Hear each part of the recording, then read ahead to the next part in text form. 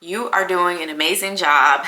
Your child is going through a difficult situation that most kids their age would not be going through. And it's something that a lot of people don't understand. And they are what we call the invisible population. You have a child that has a parent that is incarcerated, or you are a caregiver of a child whose parent is incarcerated. Never fear, there is always help. There are always resources out there to support families who are going through situations such as this. I am Deidre. I am a licensed clinical social worker associate, and I am here to provide some tips and things to remember as you're caring for a child who has a parent that is incarcerated. Before we get into the video, don't forget to like, comment, subscribe, and share this video with someone if you feel like it is helpful. All right, let's get into it. So we're going to start out talking about why is this so hard for kids? Why is this situation so difficult? It's difficult for anybody, whether you are a child or an adult, but it's just especially difficult for children. One, because it is their parent and they are missing their parent. They love that parent and they are embarking on a new life for themselves, whether it's short-term or long-term. And it's just plain old straight out difficult. So it's because they love and miss that parent. Also, some shame and secrecy, which creates isolation for them as well. So they don't want people to know about the situation because they feel shameful. They try to keep it a secret, or they try to deal with all their emotions on their own, which causes them to not really want to be with other people or to do the things that they used to do. It also can create situations where a child might feel depressed or feel like they have anxiety, or it could create just other heavy emotions and thoughts that they have to deal with. They also worry about being judged. You know, they don't want other people to judge them or their parent. They don't want other people to look at them and feel like that they might end up like their parent or become a statistic. They don't want that. And to be honest, it's not needed. And then they don't have the words to help them to express the confusion, to help them express how they're really feeling, because it's just a mumble jumble hodgepodge of feelings that all kind of need to be sorted out, and it takes time. So it might feel like it has been taking forever, or if you're new on this journey, it might feel like you don't know what to expect. Just know that it will take time, okay? So we're going to talk about how it shows up. So it's going to show up or it could show up in a lot of different ways. I can't speak for every child because every child is different, but I can speak from my experience of working with children who have had parents or who have a parent that is incarcerated. So we know first and foremost, behavior is going to change because they have all of these emotions pent up inside. They might internalize them or they might externalize those emotions. But either way, we know that their behavior could change. They could become irritable. They could be decide to start isolating themselves. You might see outbursts of anger, frustration. You might see them become more emotional, crying, all these things. Or it could just be that they don't express anything, but you can tell that that they've been shutting everyone out and they don't want to talk about anything or don't express anything at all, and everything is fine. But what is important to know is that these emotions are absolutely a result of what has been happening, and it's not something that cannot be supported or something that can't be worked through. All emotions can be worked through. Everything that has to do from an emotional standpoint, there's a solution to it. It just takes time, and it takes you being a present caregiver or present parent. Even though I know you also may be going through your own things, it just takes someone being present for them. Next is the school struggles. So grades very well decrease. You might see grades begin to fail. And then also on the opposite side of that, and the grades may begin to fail because of the depression, the anxiety, sometimes hopelessness, because they feel like their family unit has been torn apart, and they kind of are trying to figure out, like, who am I? Who am I as a person? You know, what is my future like? All those things. But then on the upside, I've also seen and heard where children's grades begin to increase, and that's due to them trying to reach a level of perfection, or because they want to strive so hard not to be like that parent that is incarcerated, especially if that parent has a history of being incarcerated. Sometimes children work very, very hard to run in the opposite direction. So that's something, but also that's something to watch out for. It might be a good thing that the grades increase, but it's something to watch out for, because we want their grades to increase, but we don't want them striving for perfection. And you want them to be able to express their emotions in a healthy way, or find tools for them to express their emotions other than overexerting themselves, or other than having this perfectionist mindset. Another thing is, you may see children acting too old or too young, especially if the child is an older child in a sibling group. A lot of times they take on the responsibility of the missing parent. Or if you are a caregiver, and if you're not the biological parent of that child, and you're a grandparent, aunt, cousin, sister, whatever, or cousin, whatever, that child might feel a sense of more responsibility for their siblings, just because their parents are not around. So they begin to step into that role, and then that creates sometimes a little clashing between the siblings, because that oldest sibling steps into that parental role. So that's often commonly seen. Big emotions over small triggers or small things. What may seem small to us can be very big to them, depending upon what it is. So this is just another way that it shows up. And then they might avoid conversations about the parent that is incarcerated. So because it's like they're still trying to sort these things out, they're not ready to confront it. It's a myriad of things that it could be. But just be patient with that child. Never force them to talk about the other parent or talk about the situation, because they'll do it in their own time. But just give them space. So here are some practical tools that I want to offer to caregivers or parents of the child that has a parent that's missing. So number one is remove shame. So never talk badly about the parent in front of the child. Talk positively. Your parent made a mistake, but they still love you. Your parent made a mistake, but they're still human. It's just a consequence, and use it as a teaching moment at times when needed. That is, every action has a consequence, whether it is positive or negative, good or bad. So just keep reinforcing to them that is the decision that the parent made, but it doesn't take their love for them, or it doesn't, show that they don't love them. It's just simply a choice that they made that had consequences. I also like to tell parents that kids are listening, especially if you are not the other parent and you're just a caregiver, like I won't say just, but you are a caregiver. So again, grandma, aunt, uncle, cousin, granddad, whoever, they listen to how you talk about that parent, and that could either bridge if you're talking negatively about them, it could create a barrier or tension between you and the child, or between the child and that parent that's missing. And you never want that. You always want to support them, show them that, hey, I support your love for your parent. And you do that by showing respect to that parent or to the situation, because it's a sensitive situation, and it can have kids can carry a lot of emotions when it's like, I already feel angry at this parent, or already feel sad or whatever. And then the other parent comes in and is talking negative about it. It creates just a nasty situation. So as much as possible, talk positively, or do not talk negatively about that parent that's missing.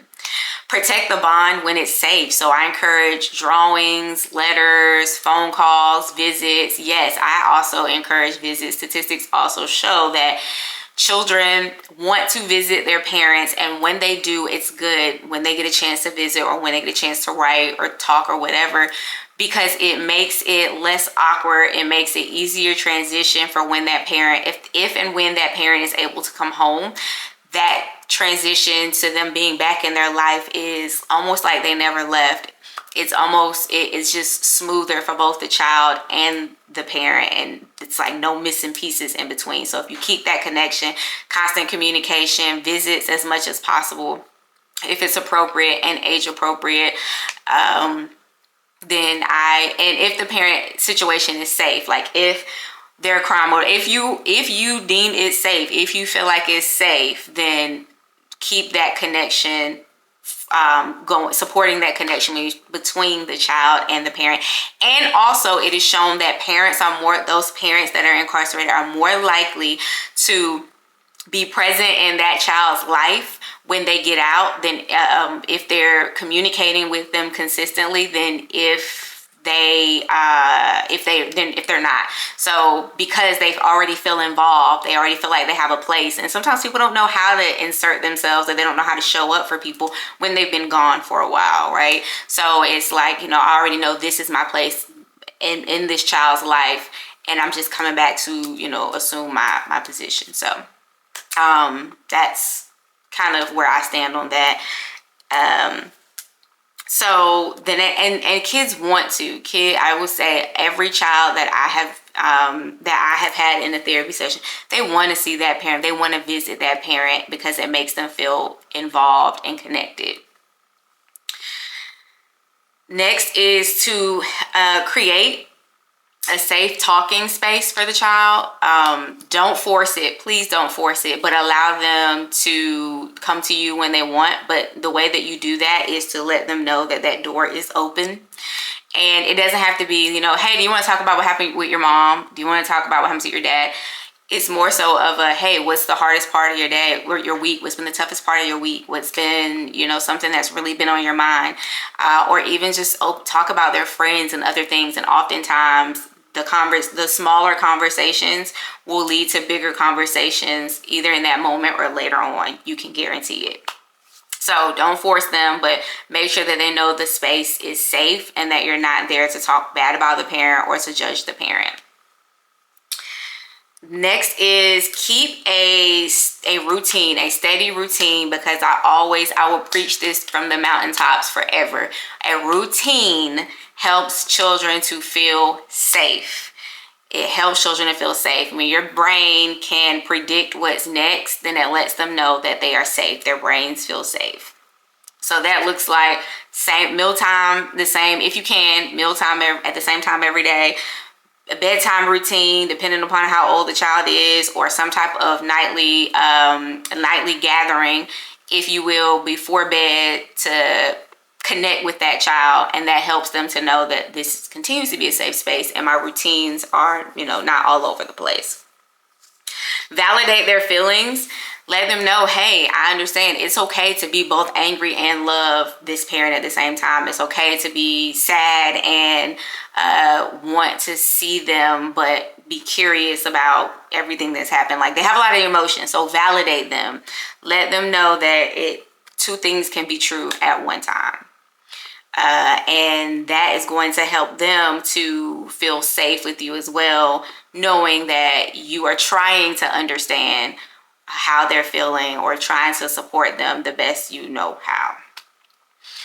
Next is going to be give appropriate honesty. This is the number one thing that I always tell clients, especially when it's something that's new, is that you should absolutely tell the truth about what happened, why the parent is there, because the child deserves that, right?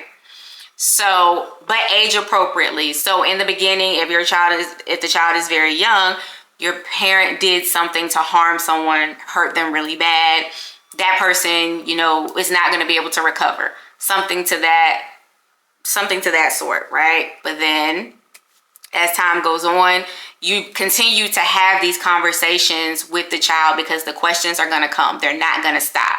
So you're going to be able to find a way to say, okay, yes, your parent harmed this person. They, killed someone, whatever it is, like, let them know. as it becomes age appropriate. If this happened while they're an older child, I say between the ages of between 13 and 18, 17, let them know straight off the bat, this is what happened. But it doesn't change their love for you. You are still you are your own person. You are a great person, because a lot of times children feel like children feel that others feel like they're going to end up like their parent. And then on the flip side, I've had children who feel like there's nothing good about them, so they might as well end up on the same path as their parent.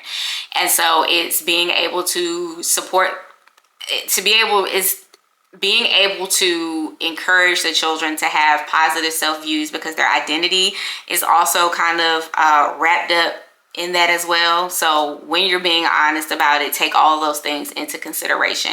But I absolutely do recommend being honest, because children, I have heard plenty of times where children say they feel left out, they feel lied to, they feel like they can't trust people.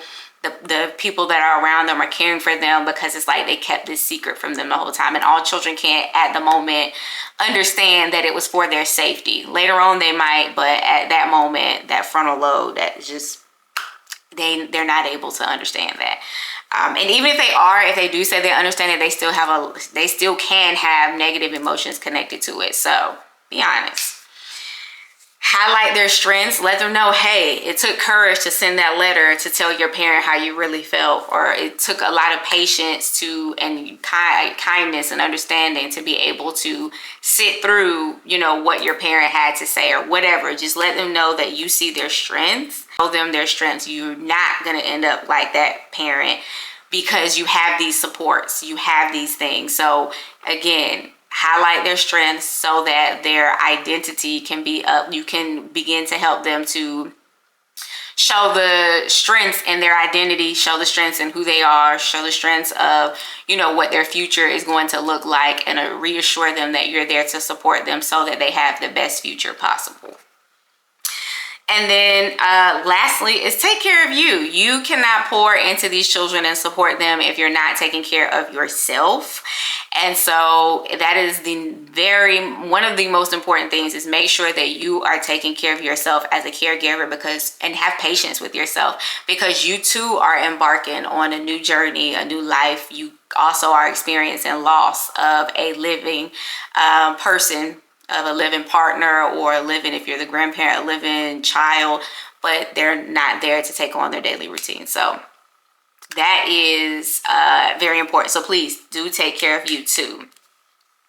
So there are other things that you can do, which is get extra support. So school counselors, you can get a therapist, community center programs, mentoring programs, faith-based community supports. And I always tell parents, it is if you don't do any of the rest, 2 things I encourage: a therapist and a mentor, and become a part of a mentoring program, because those are the things that will closely help your child to build back their confidence and help them kind of transition smoothly.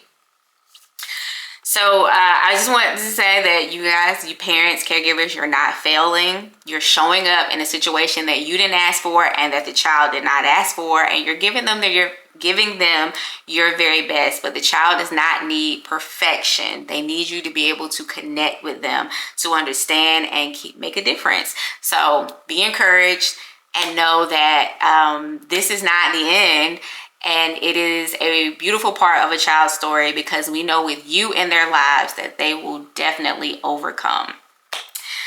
So that is the end. That is all I have.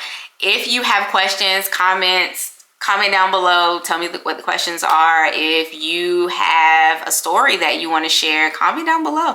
Tell me if you've been to therapy, or if your child has utilized therapy or a mentorship program.